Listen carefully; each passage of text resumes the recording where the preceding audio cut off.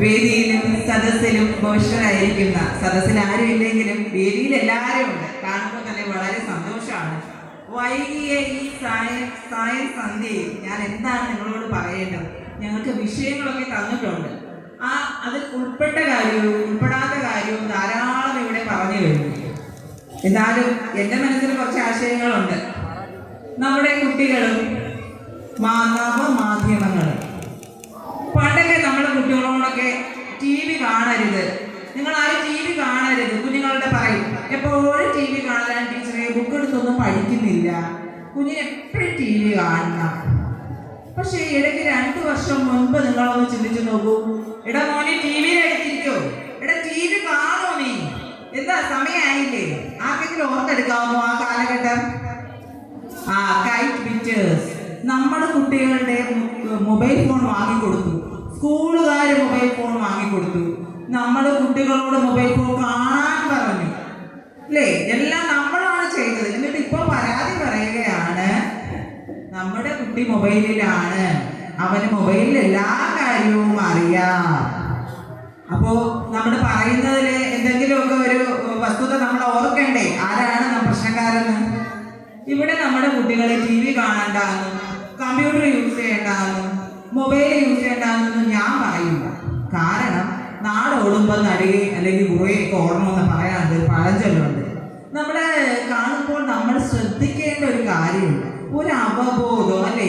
നമ്മൾക്ക് എല്ലാം ഇന്നത്തെ കാലത്ത് ആരൊക്കെ ഒളിച്ചു വെച്ചോ മറച്ചു വെച്ചോ കുട്ടികളെ കാണാതെ വെച്ചോ ഒന്നും ചെയ്യാനുള്ളതല്ല, അല്ലേ? കുറേ നമ്മുടെ കുട്ടികൾക്ക് നമ്മൾ പറഞ്ഞില്ലെങ്കിലും അവർക്ക് ചുറ്റുപാടിൽ നിന്ന് ഒരുപാട് കാര്യങ്ങൾ അവർക്ക് കിട്ടുന്നുണ്ട്.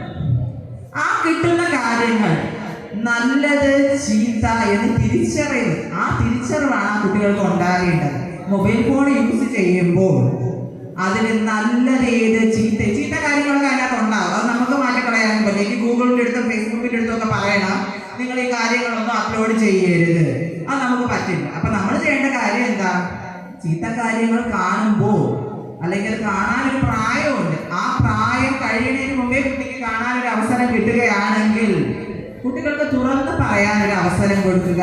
അതിൽ നല്ലത് ചീത്ത എന്തെന്ന് നമ്മളൊരു അവബോധം, നമ്മുടെ കുട്ടികൾ, പ്രധാനമായും പാരൻസ്. ഒരു ടീച്ചർ പറയുന്നതിനെക്കാട്ടി പ്രാധാന്യമാണ് പാരൻസ്. പലരും പറയും ടീച്ചർ പറഞ്ഞാലേ എൻ്റെ കുട്ടി കേട്ടു. അങ്ങനെയല്ല, നമ്മുടെ അമ്മയ്ക്കും അച്ഛനുമാണ് ആദ്യം കുട്ടികളിൽ സ്വാധീനം ഉണ്ടാകേണ്ടത്.